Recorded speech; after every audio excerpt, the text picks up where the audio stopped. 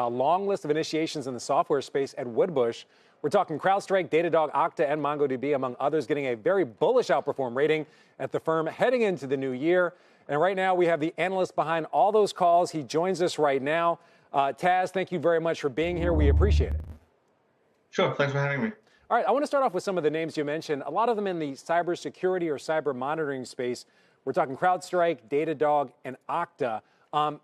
A very bullish outperform for all of them. Does that mean demand is going up for cybersecurity in 2023? We're expecting to see a lot of cyber threats or cyber questions after the Russia-Ukraine war started that we haven't seen, or at least haven't become public quite yet.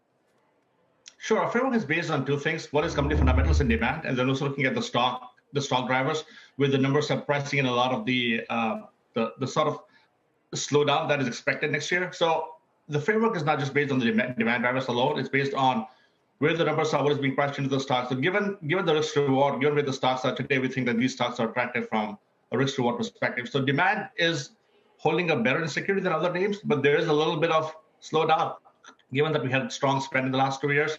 So I would say the topics are based on not just demand, but also based on what is being priced into the stocks today and what the risk reward looks like. So it's not just a demand-driven call. It's based on what these stocks are reflecting today and what the risk reward looks like. So we think demand is good. There's a little bit of lull that probably is reasonable to be expected, but at the same time, the stocks are pricing in a lot of that already in the prices. So got it. Not just demand driven, but two other macro factors we have to talk about when we talk about all these cloud names is the dollar and also rates. We've seen rates jump up a little bit this week. However, the dollar's fallen pretty strongly this quarter. How does that play a factor in your call?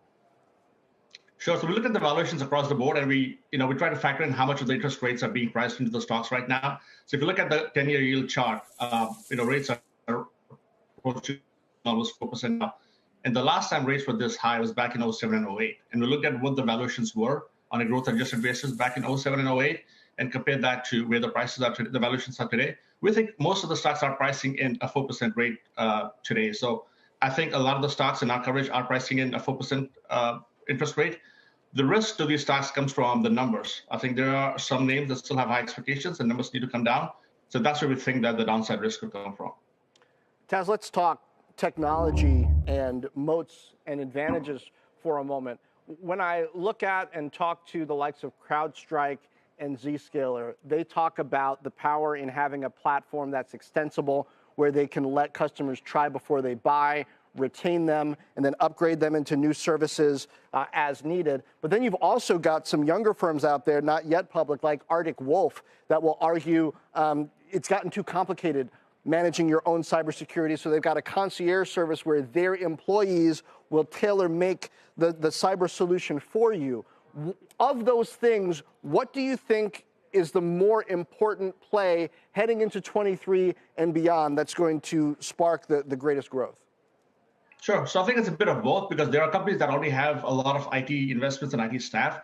So large enterprise companies can manage their IT and their cybersecurity themselves. So those companies will continue to buy the best of breed software. But if there are smaller companies that can't afford to have their own IT departments, can't afford to invest in their own cybersecurity staff, they'll move towards the MSP or the managed offerings, where you don't have the in-house expertise to do that yourself, and you'll buy these products from a managed provider who can manage your IT and your cybersecurity for you.